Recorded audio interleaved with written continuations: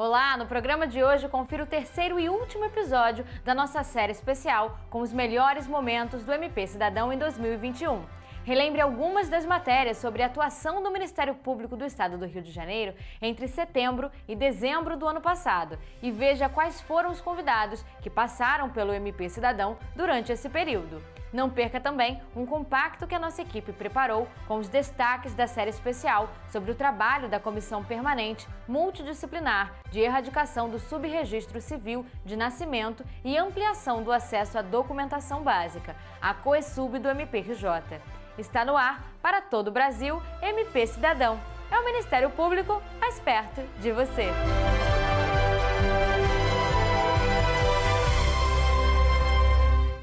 Mesmo durante a pandemia de Covid-19, o Ministério Público do Estado do Rio de Janeiro continuou a atuar como guardião dos direitos do cidadão fluminense. Para relembrar o incessante trabalho de promotores e procuradores de justiça nos últimos 4 meses de 2021, a nossa equipe destacou trechos das principais matérias exibidas nos quadros do MP Cidadão durante esse período. Acompanhe!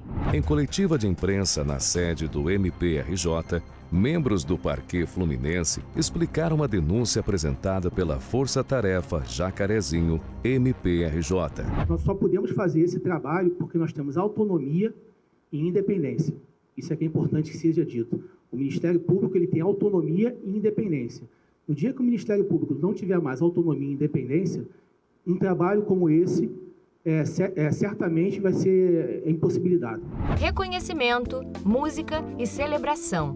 Assim foi marcada a solenidade em comemoração ao Dia Nacional do Ministério Público, em 14 de dezembro, no auditório do edifício sede do MPRJ.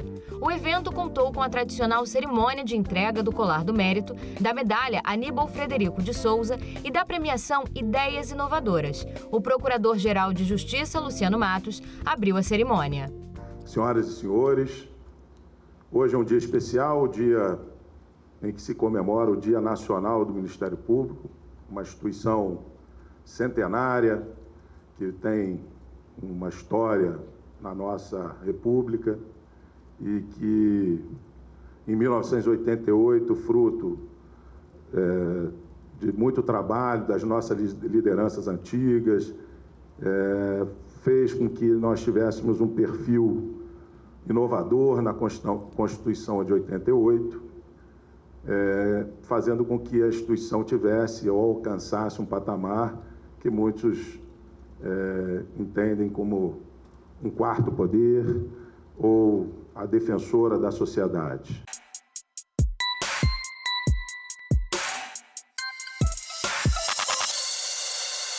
O GAECO, ao longo de toda a sua história, ofereceu centenas de denúncias contra milícias, prendeu centenas de milicianos e agora tem além de continuar reprimindo as atividades rotineiras da milícia, como taxa de segurança, como venda de gás, enfim, transporte alternativo, tem também um foco específico na questão da expansão imobiliária, dado a essa atividade ser muito lucrativa e ser atualmente a que mais está sendo explorada por esses milicianos. Entre os meses de setembro e dezembro de 2021, o quadro Conheça a Atuação do MPRJ exibiu matérias sobre a atuação do órgão como fiscal da lei e dos direitos indisponíveis dos cidadãos. Acompanhe agora os destaques do trabalho realizado nesse período.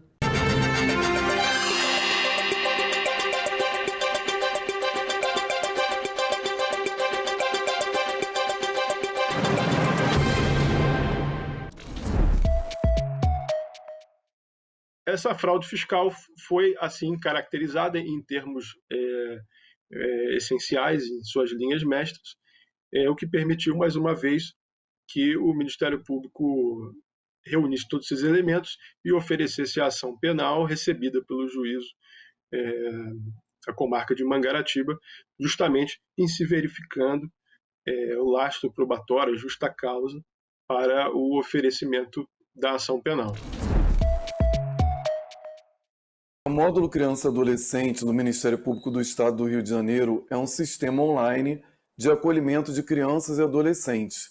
Nós temos informações individualizadas sobre a situação de cada criança e adolescente acolhido no Estado, assim como os serviços de acolhimento onde eles se encontram.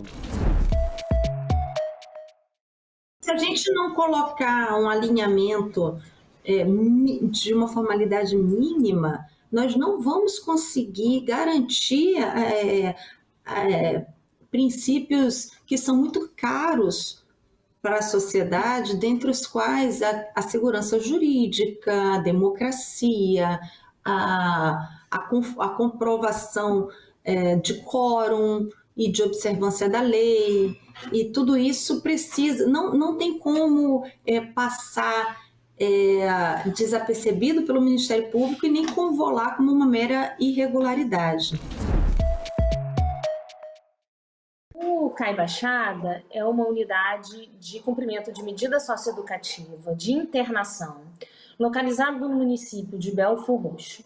Essa unidade ela recebe adolescentes de toda a Baixada Fluminense e, por vezes, da capital ou outros municípios. O Ministério Público expediu uma recomendação dirigida ao secretário de Estado de Saúde para que ele exija dos responsáveis pelo sistema de abastecimento do Guandu a apresentação de um PSA, Plano de Segurança da Água, conforme metodologia e conteúdo preconizados pelo Ministério da Saúde e pela Organização Mundial de Saúde. E o que é um Plano de Segurança da Água? O Plano de Segurança da Água é um instrumento capaz de identificar e priorizar os riscos e os perigos existentes em um sistema de abastecimento. A gente ajuizou essa ação em razão, da falta de acessibilidade nessas estações rodoviárias, porque o que a gente percebeu ao longo da investigação é que elas não estavam adequadas para as pessoas com mobilidade reduzida ou pessoas com deficiência transitarem de forma ampla, de forma a permitir esse acesso e essa mobilidade urbana. Em razão disso, a gente encaminhou diversos ofícios, houve toda uma investigação em curso, e diante do insucesso da apresentação de um cronograma e mesmo da assinatura de um TAC, nós não tivemos outra escolha senão entrar com uma ação.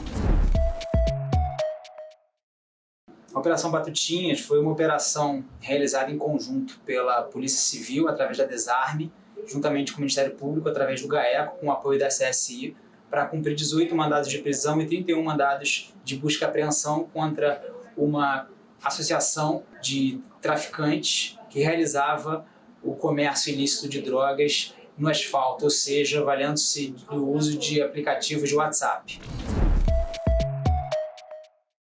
A Operação Desmonte apurou a existência de associação criminosa voltada para a prática dos crimes de furto qualificado e receptação qualificada, os quais estariam ocorrendo dentro de um depósito situado na cidade de Mesquita.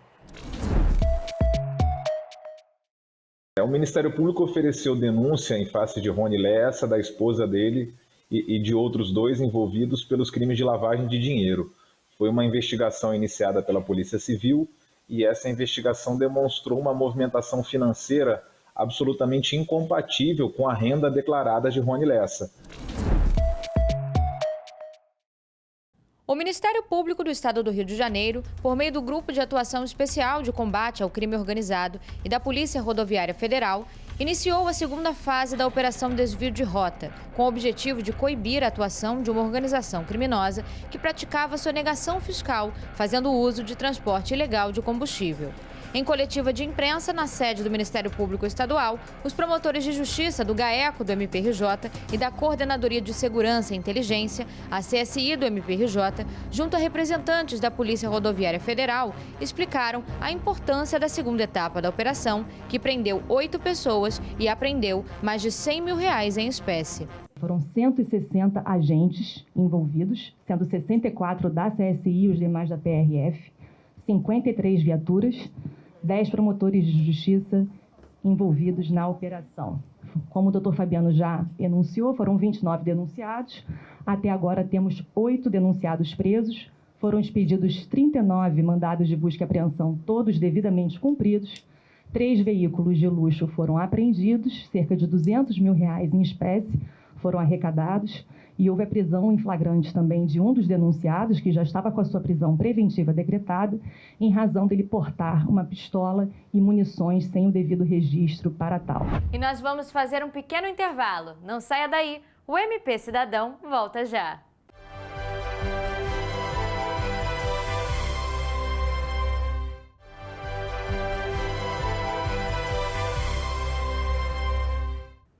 Devido à pandemia de Covid-19, o MP Cidadão precisou se adaptar à realidade dos últimos 2 anos. No final do segundo quadrimestre de 2021, diante da melhora do cenário epidemiológico no estado do Rio de Janeiro, as entrevistas presenciais foram retomadas gradualmente. E de setembro a dezembro do ano passado, o MP Cidadão realizou as entrevistas com membros do Parquê Fluminense, tanto de forma remota quanto presencial. Relembre agora convidados que passaram pelo programa. Doutora, o que faz e como funciona o CAU Execução Penal?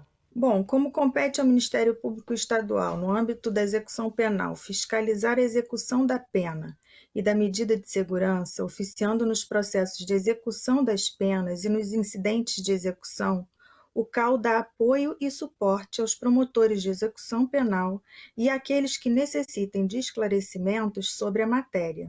No nosso bloco de entrevistas de hoje, nós vamos conhecer um pouco do trabalho do Centro de Apoio Operacional às Promotorias de Justiça de Investigação Penal. O CAU de Investigação Penal, ele é um órgão auxiliar da Administração Superior, está ligado à Subprocuradoria-Geral de Justiça de Planejamento e Políticas Institucionais e é regulamentado pela Resolução GPGJ número 2402/2021.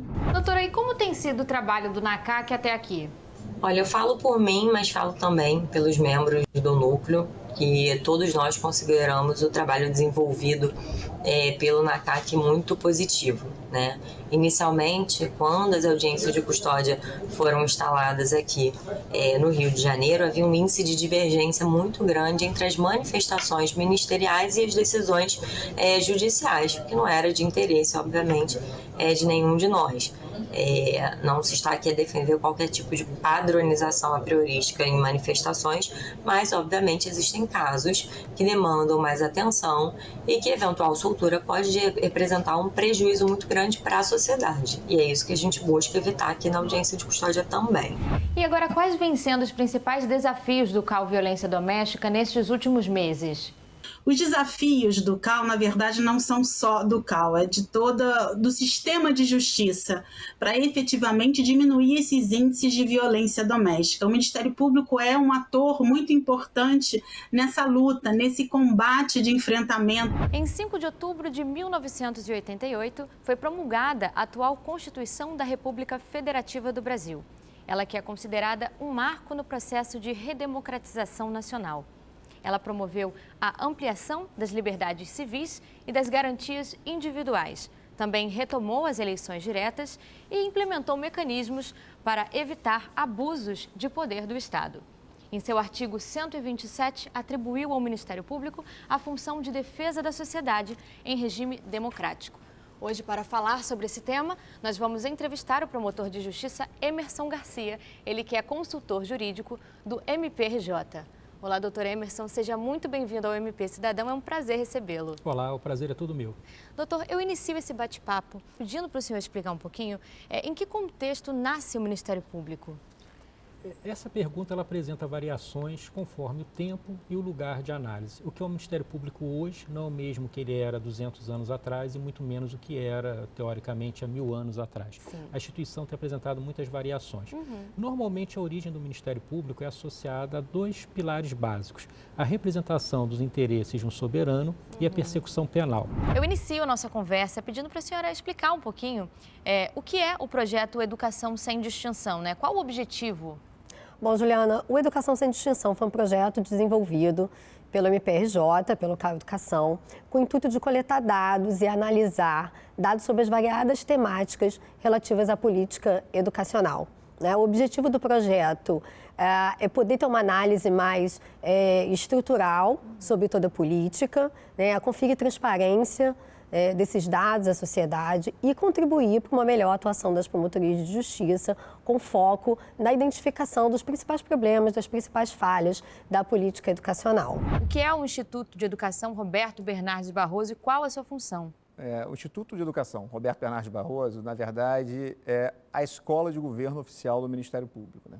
Nós temos como principal objetivo nosso não só aquela ideia de capacitar os membros do Ministério Público, os servidores do Ministério Público.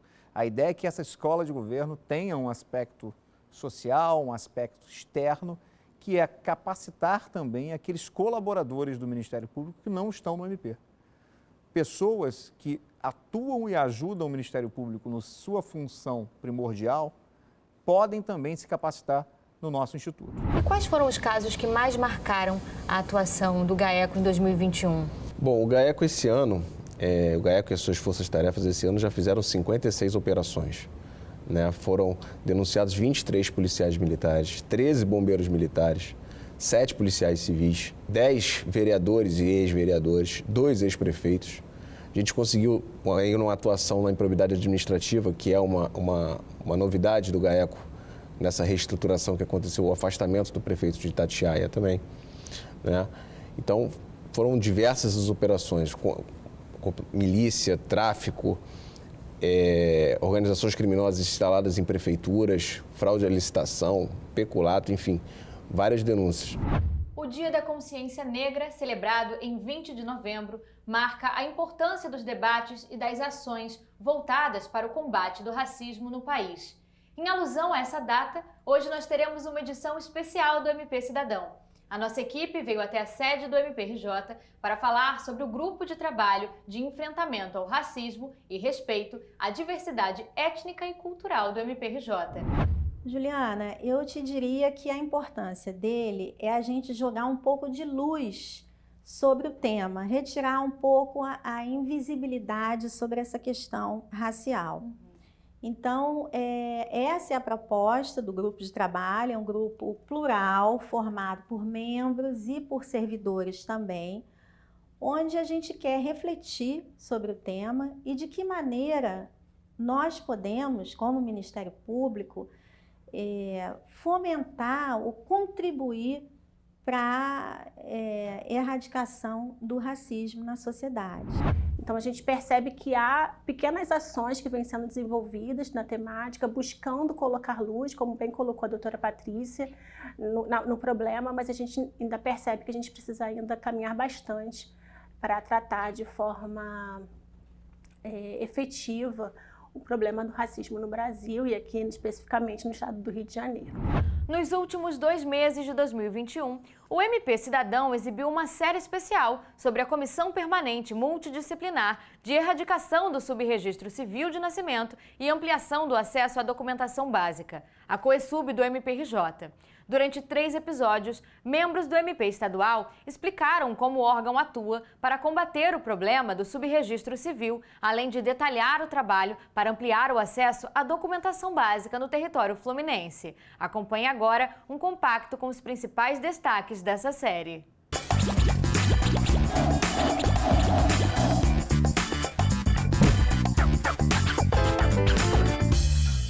O registro civil e a documentação básica são fundamentais para que o cidadão possa exercer seus direitos. Apesar disso, o amplo acesso à documentação básica ainda não é a realidade de muitos brasileiros. O subregistro na verdade, um critério técnico estabelecido pelas políticas de documentação e pelo próprio IBGE e significa uma criança nascida num determinado ano ela não ser registrada até o 3º mês do ano subsequente. Então, o IBGE, o último censo que foi realizado em 2010, apontava um problema grave de subregistro, né? E assim, a partir do subregistro, cria-se uma série de problemas na vida daquela criança, porque ela não tem acesso à saúde adequadamente, ela não tem acesso à escola, toda a vida dela fica muito mais complicada. Diante da gravidade do problema do subregistro e do registro tardio na sociedade fluminense, o Ministério Público do Estado do Rio de Janeiro criou a Comissão Permanente Multidisciplinar de Erradicação do Subregistro Civil de Nascimento e Ampliação do Acesso à Documentação Básica, COESUB-MPRJ. Ela, na verdade, surgiu inicialmente a partir de um diagnóstico de problema de registro na área da infância apenas. Ou seja, a preocupação de que crianças, né, pudessem nascer e não serem registradas por vários fatores, sobretudo questões envolvendo populações vulneráveis, pobreza, né, falta de acesso à informação, e várias ações foram feitas nesse sentido. É uma comissão que vem trabalhando junto aos promotores, em auxílio aos promotores de justiça, né, buscando o acesso não só desse primeiro documento, que é a certidão de nascimento, como também outros aspectos dentro toda essa cadeia documental. Então, o projeto Criança Cidadã, ele surgiu em 2014, foi um dos primeiros projetos da COESUB.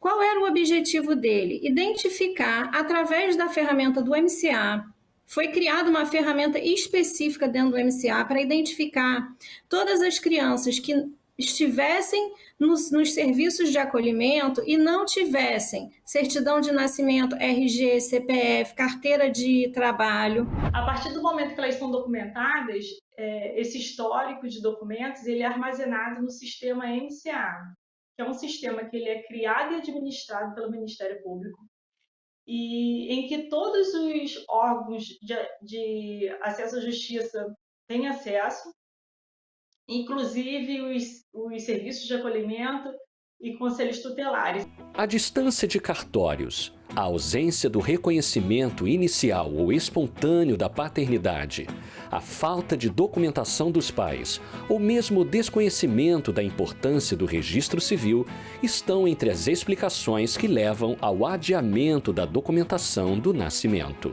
Para promover a erradicação de subregistro de crianças recém-nascidas, o MPRJ criou, durante a pandemia de Covid-19, o projeto Nascer Legal. O projeto Nascer Legal é um projeto que nasceu a partir da vontade da Coordenadoria de Direitos Humanos e Minorias do Ministério Público do Rio de Janeiro, integrada com a COESUB, que é a Comissão Permanente Multidisciplinar de Erradicação do Subregistro Civil de Nascimento e de Acesso à Documentação Básica, que se aliou às promotoras de justiça Patrícia Hauer, que é da 2ª Promotoria de Tutela Coletiva da Infância, que já fazia um trabalho bem grande através de debates no grupo de trabalho das unidades interligadas, e a partir da minha visão também como promotora de família de Mesquita, na Baixada Fluminense. O projeto Nascer Legal é um projeto piloto do Ministério Público do Estado do Rio de Janeiro que busca acompanhar os índices de partos ocorridos nas maternidades e os índices de registros de nascimentos lavrados pelos cartórios que existem dentro das maternidades. Como é uma experiência piloto, inicialmente a gente está dentro de 2 maternidades e a partir de agosto de 2021 haverá expansão para mais maternidades. A gente tem buscado compreender, em conjunto com a Maternidade Maria Amélia, o Hospital da Mãe e os 2 cartórios dessas maternidades, como que ocorre esse fluxo do nascimento e do registro ainda na maternidade, tentando compreender por que nem todas as famílias registram seus bebês ainda na maternidade se existe um serviço de cartório lá dentro. A gente percebe quando mapeia, né, quando olha com atenção, com lupa, esse mapeamento do funcionamento das unidades interligadas, que muitas vezes a mãe não registra porque o pai não estava e ela estava esperando porque no dia da alta ele está trabalhando, enfim. Então são questões pontuais que a gente pode ajustar e reduzir ao máximo, assim, deixando o subregistro, assim, e reduzindo ao máximo. O que a gente quer mesmo é zerar, né? Eu acho que eu falo que é o sonho de toda pessoa que trabalha com a questão documental, é que não haja subregistro. Na verdade, né, o promotor de justiça, no seu dia a dia, né, ele encontra diversas dificuldades quando se trata da erradicação do subregistro, porque nós nos deparamos, né, no nosso cotidiano com pessoas extremamente vulneráveis, cujos registros, seja de nascimento, seja de CPF, eles se perderam ou se deterioraram com o tempo. E a gente encontra uma tremenda dificuldade de resgatar esse histórico, né, de resgatar essa história do cidadão para proporcionar a ele, né, uma dignidade, né, na atuação de seus direitos, né, no exercício de sua cidadania. Os promotores de justiça se socorrem, né, à COESUB justamente para regularizar, muitas das vezes, essa documentação. Porque aí, ele tendo acesso à documentação, né, e a gente sabe que a documentação está intimamente ligado ao princípio da dignidade da pessoa humana, né, é aquela pessoa sendo reconhecida como uma pessoa. Desde sua criação em 2014, a COESUB MPRJ ampliou sua atuação para além das buscas por registros de pessoas institucionalizadas, passando a atuar diretamente como órgão auxiliador dos promotores de justiça no processo de emissão de documentos e, recentemente, colocando-se à disposição da população em geral para solicitação de documentos. A princípio, quando a COESUB foi instituída, as demandas vinham principalmente das promotorias, né? Os promotores precisavam solicitar. Ou instituições externas, mas aí tinha que ser uma instituição, não a pessoa, né? Não o cidadão. Porque naquele momento a gente entendeu que a gente também não tinha pernas, né, para atender um Estado como um todo, de todo cidadão que chegasse com problemas na documentação. A emissão de documentos não é na hora, a gente apoia a emissão, né? A COESUB não emite o documento, quem emite o documento é o órgão emissor. É o DETRAN que vai emitir a carteira de identidade, o cartório que vai emitir a certidão, a Receita Federal, o CPF. Então, depende muito da resposta desse órgão a emissão do documento, o tempo, né, de emissão dele. Muitas pessoas só conseguem ter acesso a sua própria história, né, já idosas, já mais velhas. E como isso é importante, né, você ter ali o registro de onde você veio, é muito bonito, é um trabalho muito gratificante e seria muito bom se todos, não só da nossa própria instituição, mas também externamente, conseguissem ter noção, tenham consciência da importância da COESUB no fornecimento de dados também para promotores, que isso vai perpassar vários setores aqui do Ministério Público. É um trabalho muito bonito.